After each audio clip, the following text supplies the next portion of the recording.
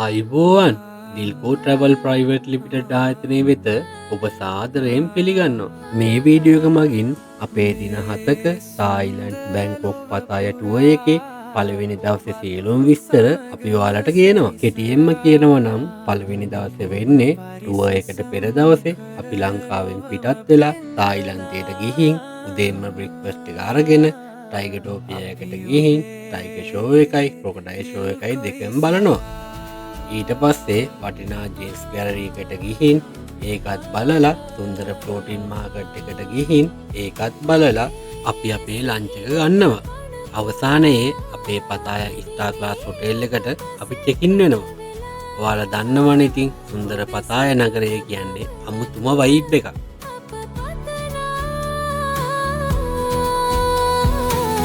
අපි ඔබේ දිල් කොයි සදා ඔන්න දැන් තමයි අපි හැම දෙයක්ම ඔයාලට විස්තර කරලා කියලා දෙන්න යන්නේ. අපි තායිලන්තයට යන ෆ්ලයිට් එක සාමාන්‍යයෙන් තියෙන්නේ අපේ ටුවර් එක පටන් ගන්න දවසට කලින් දවසේ රෑ. මුලින්ම ටුවර් එකට කලින් දවසේ රෑ අපි හැමෝම කටුනායක බණ්ඩාරනායක එයාපෝට් එකට එකතු වෙනවා. අපි ඊට පස්සේ අපේ ට්‍රැවල් පොකට් එක ඔයාලට ලබා දෙනවා. එය තුළ අපේ මේ ගමනට අවශ්‍ය වන ගුවන් ටිකට් පත්, හොටෙල් බුකින්, ශ්‍රී ලංකා තායිලන්ත ගුවන් තොටුපළේ හා ආගමන විගමන ක්‍රියාවලියට හා ෆ්‍රී වීසා එක ලබා ගැනීමට අවශ්‍ය වන සෑම ලියකියවිල්ලක්ම තියෙනවා. ඒ ක්‍රියාවලිය කොච්චර වැදගත්ද කියලා අපි දන්න නිසා තමයි ඒකට අවශ්‍ය වන ලිපි අපි මේ විදියට ඔයගලන්ට පහසුවෙන් ගන්න පුළුවන් විදියට මේ වගේ පොකට් එක දාලා හදලා දෙන්නේ. ඊට පස්සේ අපි අපේ ගුවන් තොටුපළේ වැඩ අවසන් කොට ෆ්ලයිට් එක වෙත පිටත් වෙන්න පටන් ගන්නවා. පේනවා නේද අපේ කට්ටිය වටපිට බල බල සතුටෙන් එන විදිහ.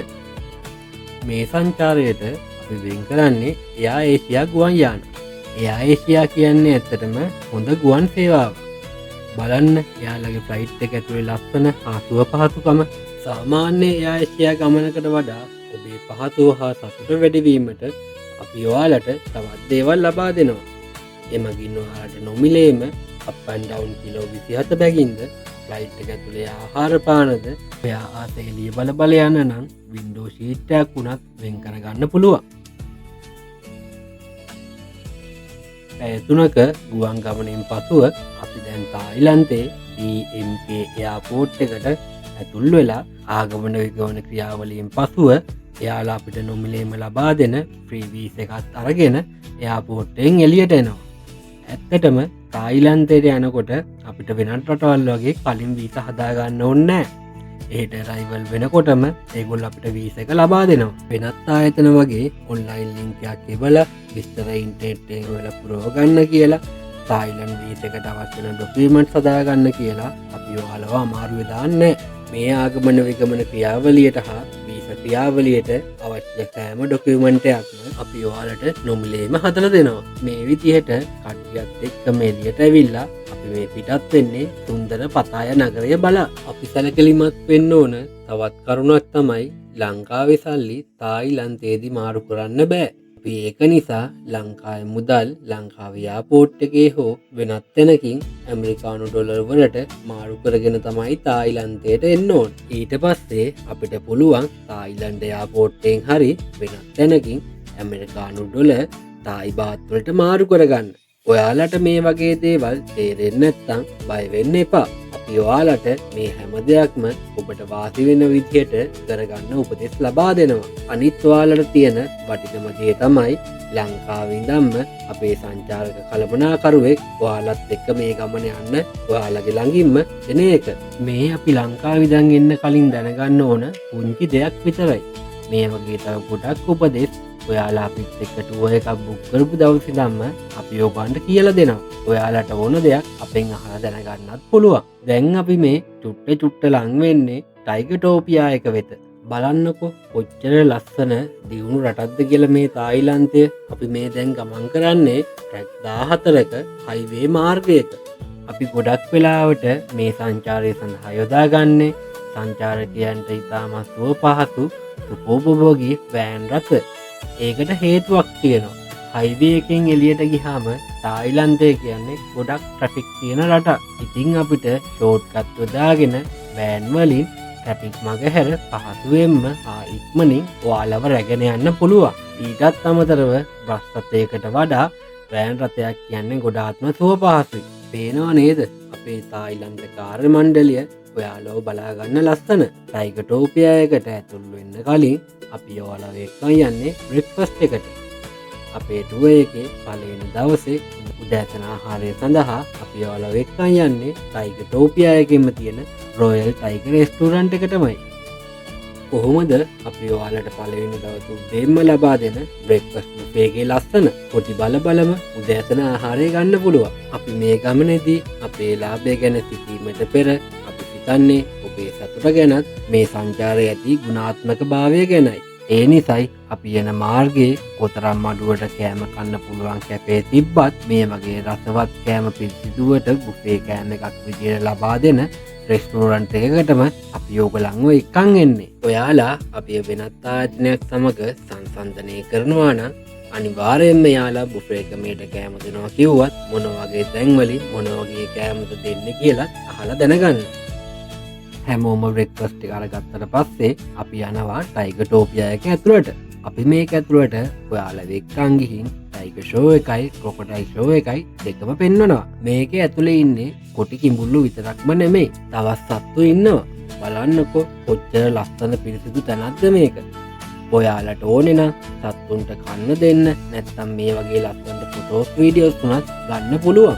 මෙන්න නටන අලිබබෙකුත් ඉන්නවා.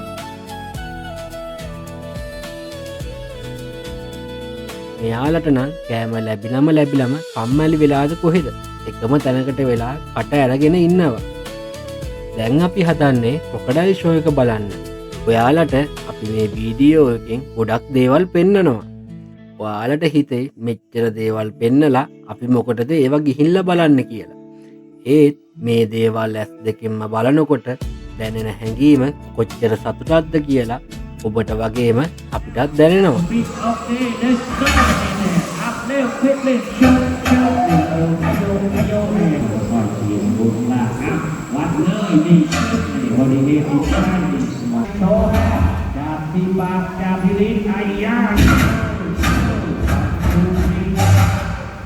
Okay, let's go, Marlon. Okay, chúc cho kỳ là các bạn.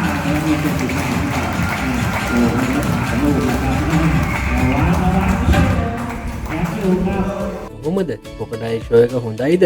පිට සම්පූර්ණ ෂෝ එක මේ වීඩියෝ එකකින් ගේන්න නම් කාල වෙලාව නැහැ. ඊට පස්සේ අපි ඔයගලන්ව එක්කන් යන්නේ ටයිගර් ෂෝ එක බලන්න.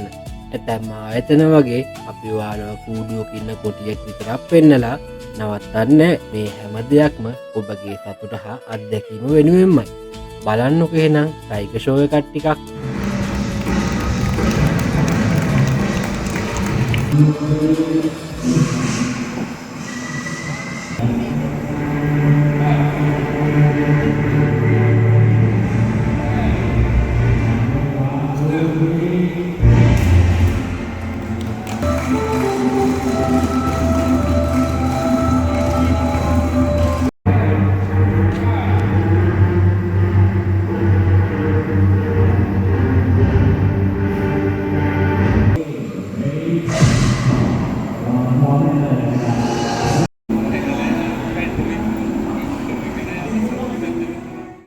ඒ ෂෝ එකත් තේරුණාම අපි ටයිගටෝපියා එකකින් එළියට ඇවිත් අපි පිටත් වෙන්නේ ලෝකයේ ලොකුම ජේම්ස් ගැලරි එක බලන්නයි. තායිලන්තය කියන්නේ ලංකාවටත් වඩා දියමන්ති හා මැණික් ශ්‍රේෂ්ඨයේ ඉහළින්ම තිබෙන රටක්.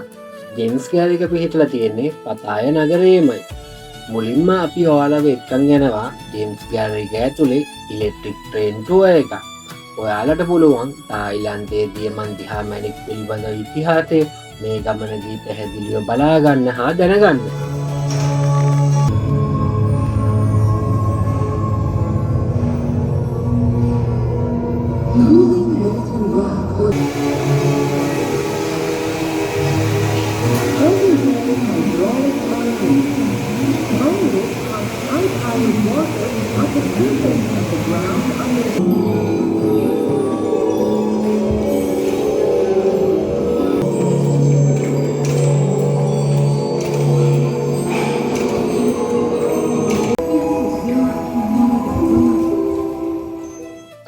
තායිලන්තයේ ඉතිහාසය හා වර්තමානය ගැන ඕනෑම දෙයක් අප සංචාරක කළමනාකරුගෙනුත් ඕගොලන්ට අහල දැනගන්න පුළුවන්. තායිලන්තයේ ඉතිහාසය ගැන ඔයාලට දැනෙන්න සරලව මෙහෙම කියනවනම් තායිලන්තය තමයි ආසියාවේ කවවදාවත් කිසිම රටකට යටත් නොවුන එකම රට. ඊට පස්සේ අපි යනවා පොළොවෙන් ගොඩ ගන්න මැණික් උපයෝගී කරගෙන එයාල කරන ලස්සන වැඩ බලන්න. අවසානයේ අපිට පුළුවන් එයාලා හැදුව ඒ වටිනා නිර්මාණ එකතුව බලන්න. ගොඩක් අයට බලන්න යන්න නොලැබෙන ඒත් බලන්න ඕන ස්ථානයක් තමයි මේක. එතටම පොඩි ළමයිට වැඩිහිටියන්ට ඕනම කෙනෙක්ට ගොඩක් දේවල් ඉගෙන ගන්න පුළුවන් තැනක් තමයි මේක. අපි ඊට පස්සේ ජේම්ස් කැල්රිකින් එළියට ඇවිල්ලා දැන් මේ යන්න හදන්නේ සුන්දර ෆ්ලෝටින් මාකට් එක බලන්න. ඒකත් හරිම ලස්සන තැනක්. වතුර මත හදපු ලස්සන තැනක්. ඔයාලම් බලන්නකෝ එතන ලස්සන එන්න හිතෙන්නේ නෑ නේද?